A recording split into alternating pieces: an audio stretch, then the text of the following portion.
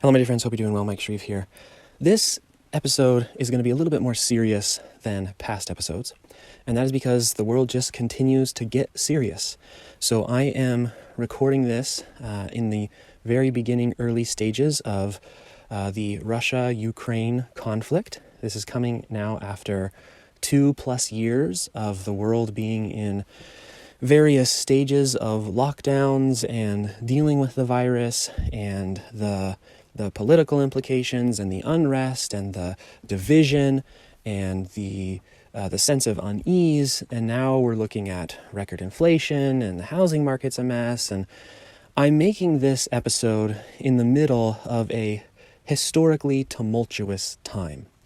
And I'm doing it because this is not, for me, the first historically tumultuous time that I have been a business owner.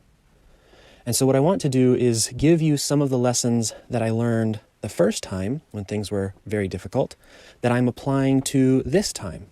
Now, there's a couple of disclaimers I have to give you here. I am not an economist, okay? I'm not an economist. I am also not a fortune teller. I do not know what's going to happen in the future. I am very, very weary of anyone, especially in the internet marketing space, who is overly confident about their predictions for the future. There's a whole list of biases as to why those individuals have that kind of confidence. None of it is really based in reality, okay? I am not confident about the future because I understand history, okay? I understand how fast it can change, how often people are wrong, and etc. So I'm not a fortune teller, and I'm not an economist. I cannot tell you what's going to happen in the future. What I can do is tell you what I'm doing to prepare regardless of what happens. So I'm going to tell you a bunch of things, and these may sound like things that you should only do in an emergency, but what I do is I do these all of the time.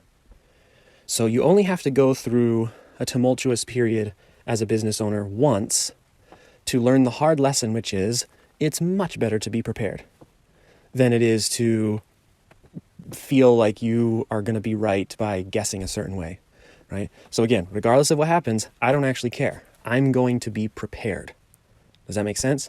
For me, it's not about trying to guess. It's about dealing with what I know I can control.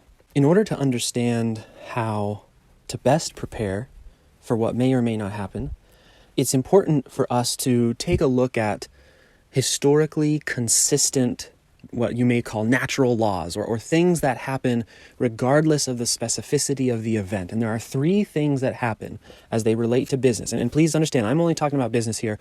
I'm not an expert in any other area. I've only been doing business for 15 years, so I'm maybe not even the best expert on business. But in my experience, when things become difficult externally, there are always 3 things that happen. Thing number 1, costs go up. Okay? So costs go up in the real world. So right now there's talk of gas costs going up. There's talk of inflation. There's talk of, hiring people to work on your team is getting more expensive because they have more choice. Facebook ads are getting more expensive. Everything gets more expensive. Costs rise. Okay? That's important to understand as a business owner. Costs rise. The second thing that always happens is that trust goes down.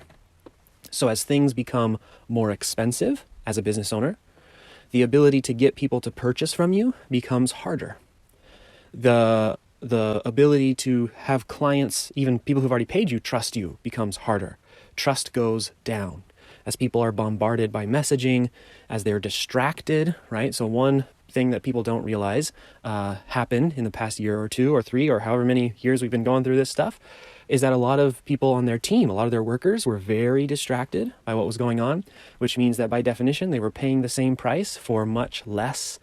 They were questioning what they were supposed, I'll give you an example. A very good friend of mine owns a company with quite a few employees that has a very direct competitor that went belly up this year. And there was a lot of news surrounding that failure, that the failure was due to an industry-wide shift that was going to affect all of the companies, in that industry.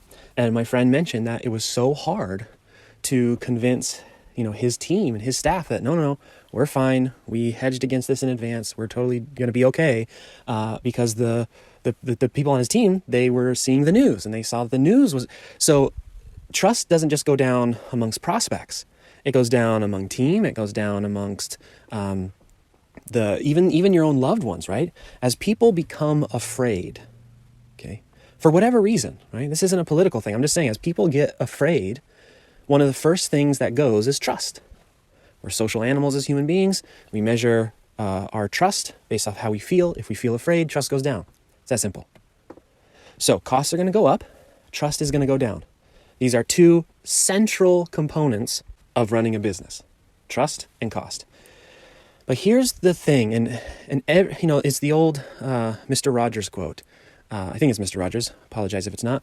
Where he said when he was young, his mom taught him that whenever something bad is happening, look for the helpers, because there's always helpers. In this case, while costs go up and trust goes down, perhaps the most important indicator, the most important variable that relates to us in the help industry actually goes up. And that is that need increases during times of difficulty. So if you are in the help industry, it doesn't matter if you have done for you, done with you, courses, it doesn't matter what niche you're in, it doesn't matter what you're doing, the need for your services, the need for what you can do for people is going to increase. Now, I don't say that in an opportunistic kind of way, like rubbing your hands together and cackling.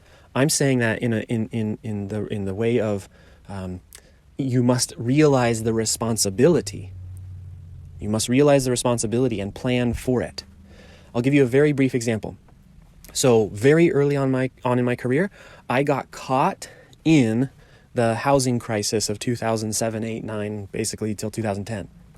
And one of the niches that I was working in that time was I worked with real estate agents. So I did their marketing and things. I had like a handful of clients who were real estate agents.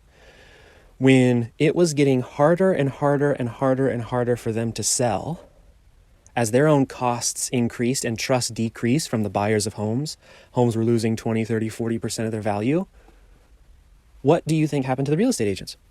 Their need for better marketing, what? Decrease or increase? It increased.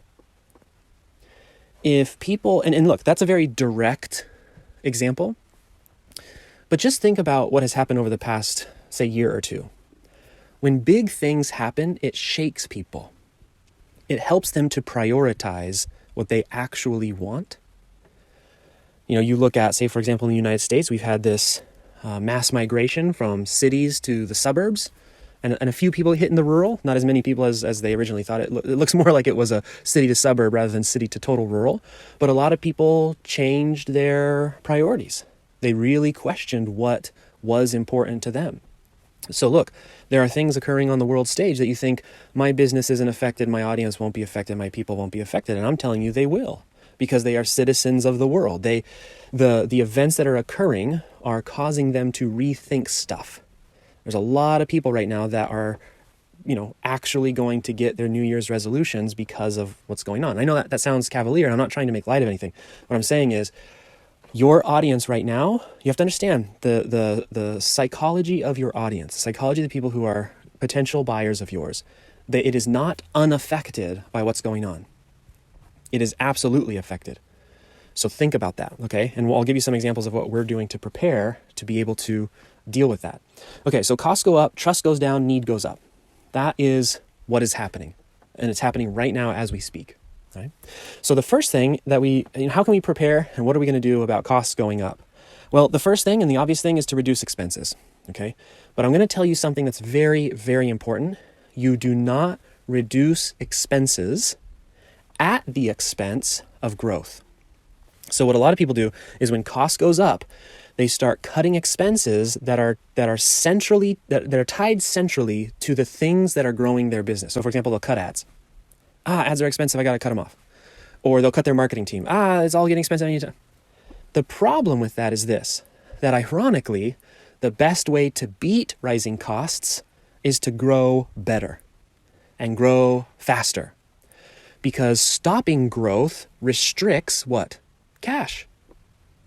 If you stop trying to grow, stop trying to collect cash, stop trying to drive revenue, then you are restricting the thing that you need the most of when costs increase.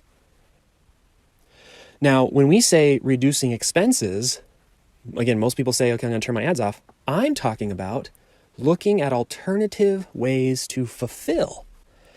The first cost to look at is fulfillment, is your fulfillment cost.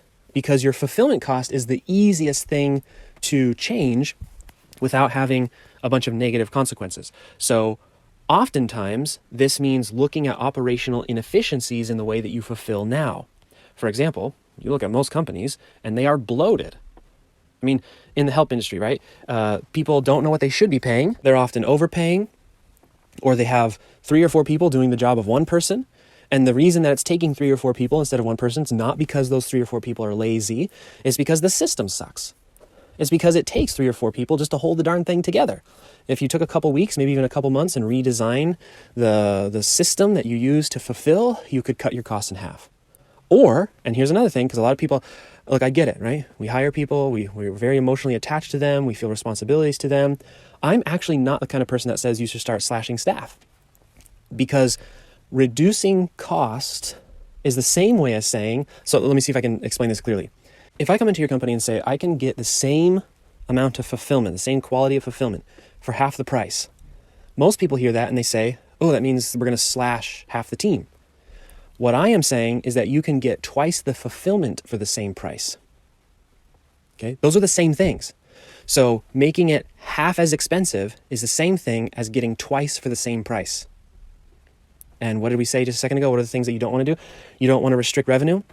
So literally, by trying to reduce fulfillment expense, by looking at operational inefficiencies in systems, you can actually, get twice as much revenue out of the business that exists today. So as costs begin to rise, it's not about hurry, run, and turn off all the things that are giving us money. It's more about looking at, okay, now it's really time for us to be more efficient. And that includes those of you who don't have a team. So you may not have a team and you're asking, well, how can I reduce fulfillment? You might need to switch business models. If you're entirely done for you trading time for dollars, and please understand, done for you trading time for dollars is not the same as all done for you, right? Not all done for you is created equally. What we do with our clients, we try to help them find whatever offer they're comfortable with. Done for you, done with you, courses, whatever. But if you are straight time for dollars, that's very inefficient, right? And so as costs go up and it becomes more and more expensive for you to acquire customers or whatever, it becomes more expensive for you to live. Your housing cost goes up, your prices go up, your utilities go up. If you're time for dollars, you are in a mathematically unwinnable situation, meaning the numbers are against you. So you change the model so that your delivery of the end result, that's what people are paying for, becomes more efficient to deliver. Right? And that's one of the ways that we can battle rising costs. The next thing, so that's reducing expenses. The next thing that I like to do is hoard cash. Just get as much of it as possible whenever I can. And look, there's a lot of really smart investment advice, which I am not contradicting. However, one of the best things you can do for yourself in business is to buy runway. Here's what I mean. A minimum of 3 months expenses, that's like bare minimum. 6 months expenses is, in my opinion, the start of the sweet spot. Because if costs rise and they continue to rise, what happens is if you don't have operating expenses to pay yourself, that includes yourself and your team and et cetera, to include spending money on ads for 6 months, even if they don't work, and et cetera, et cetera. If you don't have that at play, then what happens is the increase in expenses, whether it's through the paid ads or whatever those expenses might be, all of a sudden shortens your ability to react. I'll give you an example. If Facebook ads tomorrow decided to cost twice as much, it's not even outside the realm of possibility. Facebook could come out tomorrow and say, look, our shareholders are PO'd, the Meta thing didn't work like we thought it was gonna, and here's what we need to do. We need to double our prices. We've been undercharging. Most companies are going to be done. Not within months, within a couple days. Because that single variable, that change, shortened the company's ability to react and to make changes to deal with the external forces. If you have 6 months of operating expenses, or 3 months at a minimum, you've got some time and you have some ability to think things through and to not be so reactionary and to maybe even, look, sometimes the best thing to do in business is just to wait it out. See what the next opportunity is, right? If you don't have that, then everything is something you have to deal with now. And that's when businesses fall apart and crumble. Okay, then another thing that we can do, and which I really like to do, especially when things are crazy, is, I'm sure that there's a name for this. I don't know what the name is. I just call it expense matching, okay? So what do I mean by that? I mean, every major expense in my company has to have a corresponding revenue stream attached to that expense. Example, if I am paying for ads, I need to have something in my company that its only role is to pay for the ads. Okay, so that means if I spend $1 on ads in my company, I need something that will offset that cost. For me, I like low ticket courses. I like books. I really like books. And that is what I call expense matching. You've got this thing called advertising that fluctuates, right? So this is a problem that a lot of people have. Advertising costs fluctuate. And they can fluctuate within a quarter, they can fluctuate annually, they can fluctuate with just a random, 2 or 3 days. For some reason, everything's more expensive. They can also fluctuate as you scale. One day you're spending $500, then $1,500, then $2,000, then $5,000, then $10,000 a day. Well, if you are only selling something that's a fixed price, that, it in and of itself fluctuates, maybe you have a couple good days of sales calls, then a couple of good days, and then a couple days that aren't good sales calls, and et cetera, that's, a $5,000 group coaching program is not matching expenses against advertising. It's comparing apples and oranges in terms of how the revenue is generated. You take a low ticket offer that requires no input from you, requires no sales process from you. It's generally stable because it's the same sales letter, the same ad, the same offer, and you attach that to that variable called paid traffic. Much easier to sleep at night, especially when things get more expensive. Another example, if you have to pay people every month, you better have something in your business that pays every month. And my recommendation is that you work very hard to match the expense with the outgoing. If you have $50,000 a month in staff, you probably should have some kind of continuity that pays you at least $50,000 a month. Right? This is again, we're not talking about fun, sexy, how to be rich and drive Lamborghinis, right? We are talking about how do I prepare my business for when stuff gets hard, for when things get out of control, when the external forces, and look, I get it, mindset, right? Be amazing no matter what happens out there, keep moving forward. But I'm also a realist. I've been doing this for 15 months. I didn't just learn, sorry, not 15 months, 15 years. I didn't just learn last week about mindset, okay? Mindset's great, but there are realities that we have to deal with. And one of them is, if there's a certain type of expense in your business, you need to have a certain type of revenue stream to match and offset that expense. Okay, so those are just some ideas, and those are the types of things that we do. Again, as I said at the beginning of this, these are not things that we do only when stuff is getting bad. This is what we do all the time to stay prepared for when things are getting bad, okay? The name of our company is Peaceful Profits. This is how you have a peaceful business. I mean, just think about what I've described to you. Imagine for 2 seconds if that was your business, and think about how much better that would feel than probably what you have going on right now. And that's not a dig. That's me. Again, I've been doing this for 15 years. I've seen in the back ends of thousands of businesses. I know what most of them in the help industry look like. Very few of them look like this. 6 months cash reserves, expense matching, more efficient delivery, so fulfillment costs are very, very low, etc. The good news is none of this is rocket science. You can do this. You don't even have to be that good at marketing and sales or anything. You just have to sit down and do it. All right, number 2. So number 1, costs go up. Number 2, trust goes down. Okay, so when trust goes down, there's a couple things that we have to understand. There is no trick to making someone trust you. Okay, there just isn't.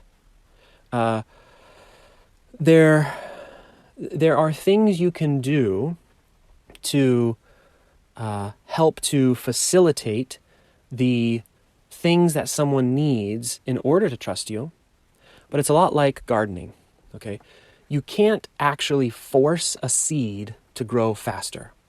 What you can do is manipulate the soil, manipulate the temperature, and manipulate light exposure to give the seed the best chance to grow as quickly and healthily as possible. But there is no button that allows you to press, fast forward on the seed, okay? You can only manipulate the surroundings. For us, we call this the sales and marketing environment, Okay? If you think of every prospect or every customer that comes into your world, think about that saying, that world contains some kind of environment. That environment can be your social media profiles, your email list, your Facebook groups. It is the world that you have created online that delivers messages to that customer or prospect. So as trust goes down, sales and marketing environmental control becomes the focus. How can I create a better environment to nurture my leads and customers into whatever the offers are that I'm trying to sell? Well, the first thing to understand is that as trust goes down, people don't stop buying, right? This is the thing. When people say a market is jaded, it doesn't mean they stopped wanting the thing. It just means there are more hurdles to overcome to convince them that you are the person who can help them. Example, if let's say I want to start a business, say for example, this is an easy one. I don't all of a sudden stop wanting to start a business just because I'm hesitant to purchase. I still want that. Let's say that I'm trying to reverse type 2 diabetes without prescription pills and I want to do it, using diet, keto, etc. It's not that I all of a sudden stop wanting that, or even more, stop needing that. I still want it, even if I've had some bad experiences and purchase, and now I'm a little bit more hesitant and more shy and jaded, and etc. So as trust goes down, what you have to understand is that the hurdles stack up. Okay, so what it takes to convince somebody will be more than what it used to take to convince someone. Now, the way that we can measure this as an actual metric is that your sales cycles become longer. They're longer sales cycles. So what used to be, say for example, a lot of people talk about VSLs and webinars and how they don't work as well anymore. They still work. The problem is they're harder to cash flow because it used to be when there wasn't a saturation of providers in certain niches and things, when ad costs were much less expensive, what would happen is you'd have a bunch of people hopping into, they hadn't been quite jaded yet as a market. They hop into a webinar, they hop into a VSL, and they think this sounds really good. This is a presentation on the internet. I think, this looks good. He said all the right things. She did all the right things. I read all the emails. I'm going to book a call today because I'm ready now. Okay, so from click to booked call, 2 or 3 days maximum, right? So if you're spending $1,000 a day, you only have to spend it for 2 or 3 days before the person's on the call and they're closing sales, right? And oftentimes you could close them one call and all that kind of stuff. That still happens, right? That still is a viable model. There's things you have to do from a copy perspective and an offer perspective to be able to get around the jadedness. But the lower trust audience, they go through that same webinar, and what do you think happens? Well, now they got to go research you. They got to go think about it. They got to go check out the other providers because they're on 6 to 15 different email lists, and they no longer book a call 2 to 3 days after. Now it takes them 2 weeks after. Now it takes them 90 days after. They want to be in your environment for a while to see what you're all about, and et cetera, et cetera. They were convinced on the webinar. They were still sold into it. They still think it's a great idea. It's just now it's taking longer because there are more hurdles for them to overcome. So what do we do about this? Right? Well, first off, my recommendation is don't spend money on ads unless you can offset it. Remember, that's what I talked about earlier. I expense match. So I try not to run ads to ice cold traffic on something that has cash flow issues, right? So we offset the ad costs. The other thing that we do, and there's really only 2 things that you can do. One is to invest more in nurturing. So understanding that people are taking longer, and the reason they're taking longer is because they have more objections and hurdles and et cetera. So that means we need to provide them more content, more reasons, more objection handling. So that's just, content 101. Send out the emails, do the follow-ups, post on your whatever it is that you use in your business. Make sure that you are staying in front of their, field of vision. It's called front of mind marketing. Stay in front of them for longer and more consistently. That's one way to do it, and it's part of, you can't not do that. It's something that has to happen these days. And then the other thing is you increase your manual follow-ups. This, especially the internet marketing industry, just as a general rule, really is awful about follow-ups. Either it's, overly aggressive and hilariously bad, right? So I can't remember. I was on somebody's ManyChat or something the other day, and the follow-up was just my name with a question mark. it was so bad. That, like, there's no way to interpret that in a not embarrassingly bad way, right? It's like, are you trying to like be rude about it? And you're saying, Michael, hello? Or are you just really like that bad? And that's the only thing you could think of as a response, and etc. So anyways, point is, most people in the internet marketing world are horrible at follow-up. They don't do it enough. They don't do it long enough, and they think it's a trick, right? So they're trying to come up with the perfect script, and they're trying to like, I'm going to use these principles of psychology that it's not even real, but somebody told me is real, so I'm going to do it. That's not really how it works in the real world. If you look at companies that actually do real numbers, where like $10 million a year is the laughable joke, we're talking about $100 million a year plus companies, their follow-up is long-term. They have databases of prospects, which means they track people. They are very respectful because they realize they're talking to a potential client, not a mark, right? They're not trying to scam someone. They're actually talking to a potential client. And it's consistent. So for example, you might get, and look, you can track this with your own self right now. Of the conversations that you've had in the past 90 days, by percentage, how many of those people, and look, whether the conversation went well or didn't, that's another thing, right? People are always like, I'm only going to follow up with people who were going to close but just didn't have their credit card. Of the people you've had conversations with in the past 90 days, how many of them, one, have you followed up with consistently on at least a monthly basis? And two, how many of those people do you have a 6-month follow-up process planned and ready to execute for by percentage? I'm guessing if you're like most people in the help industry, your percentages are 10% or less for both of those questions. If you were to raise that to 20%, you would double your results. If you raised it to 50%, you've now 5x'd your results. So as trust goes down, what you have to understand is that the result of decreased trust is a requirement for more nurturing. And no disrespect to anyone, but another way of saying nurturing is hand-holding. Walking people through the sale. Saying, what do you need? What can I do to let us help you? Where are you? Tell me what you're thinking. What is it that you are looking for? Is there something I can do to convince you? These, this is modern selling in jaded markets during a time where things are crazy, and it looks to me like it's only going to get crazier. Again, I'm not Nostradamus. I cannot predict the future. If doing something like this is quote unquote beneath you, you may need to be changing jobs pretty soon. Like it might be forced upon you, because this is what is happening and is going to continue to happen, is that trust is being reduced. It's not like your competitors are out there making people feel better about the situation, right? I mean, I can't tell you how many phone calls we have from the big gurus, former customers, and they're like, hey, I bought this guy's thing and I spent all this money, and then they kicked me out of their program and it totally sucked. And so in the help industry, most of your competition isn't actually stealing customers from you, because customers typically spend, they buy more than one course, they buy from multiple gurus, they're on multiple email lists. What your competition is doing is making your future prospects more jaded by ripping them off. So that's only going to continue to accelerate as the market becomes more saturated. And if this is scaring you, I'm not trying to scare you, okay? I'm trying to tell you what's happening so that you can hedge against it. Because look, again, those jaded people, it's not that they're never going to buy something. It's not that they all of a sudden don't want the thing that they wanted when they bought from your competitor. It's that they are scared. They need handheld towards the sale. And again, not everybody's that way, and I'm not trying to make big, broad, sweeping statements, but just think about it.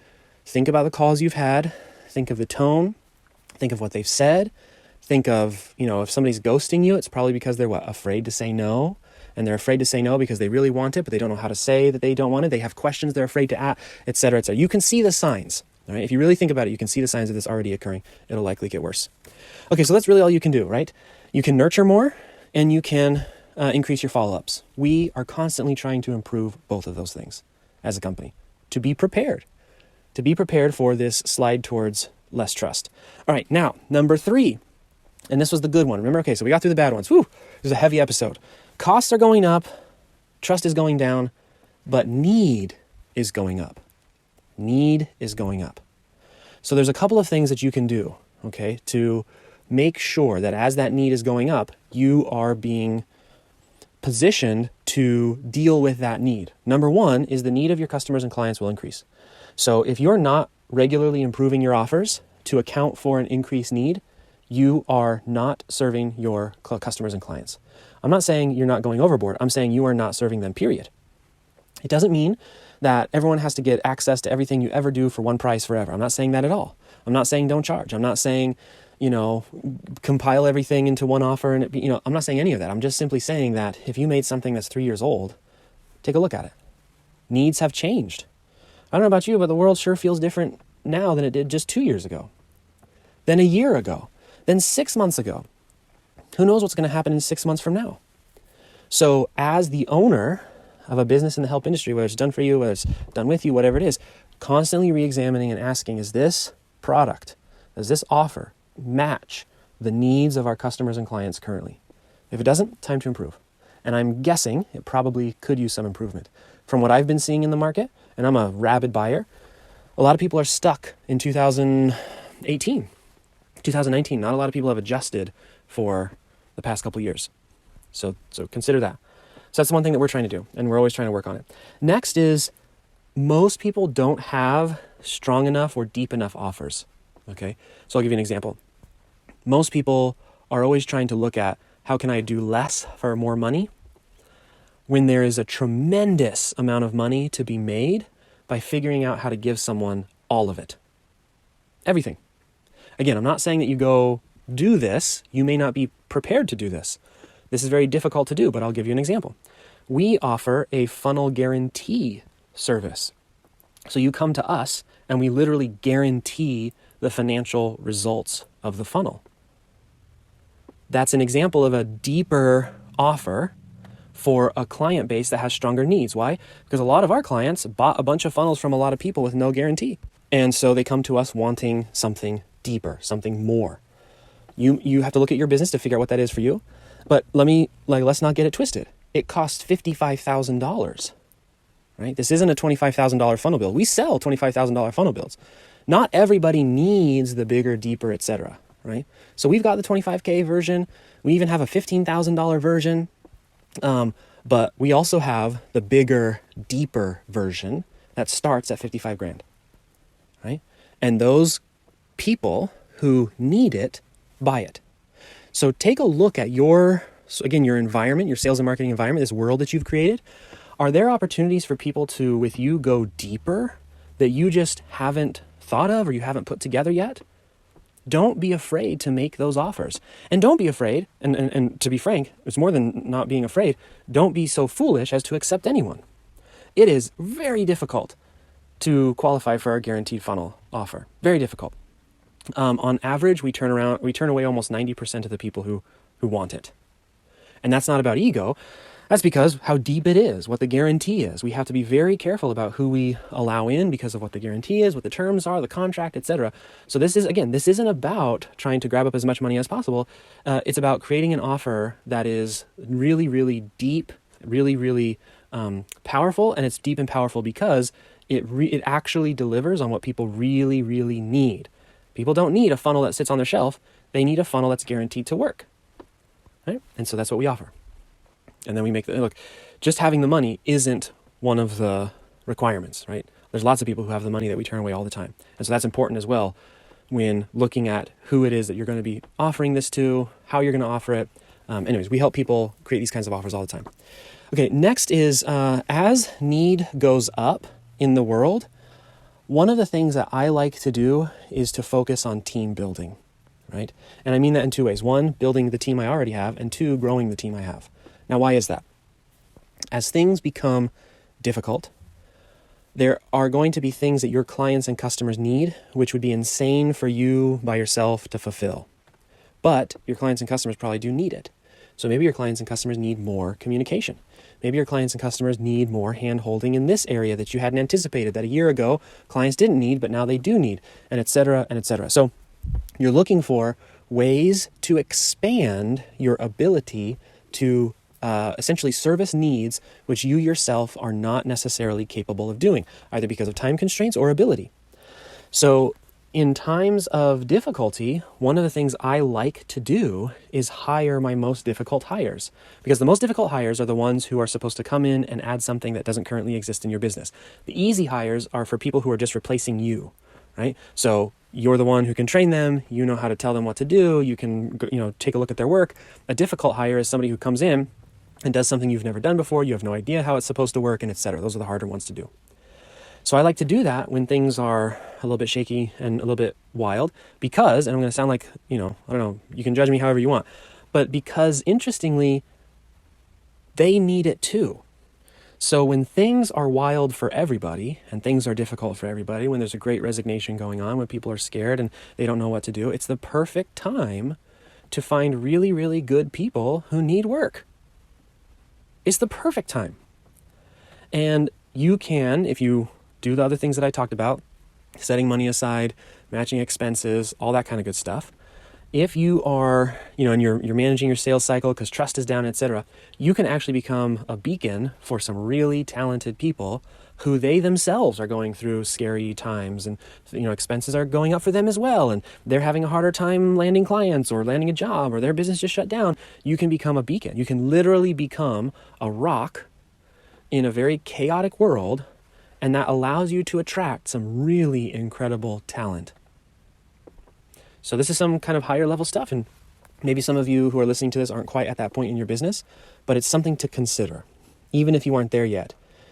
Because what you're considering is not necessarily, should I hire someone right now? You're considering, how can I get my business to a point where no matter what's happening in the outside world, I can literally become a rock for really talented people to come and participate in what I'm doing. This is how you build what we call peaceful profits, right?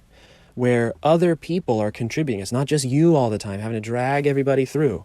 Because I'm going to tell you, when things are hard, you do not want to have a business where you have to pull everybody constantly.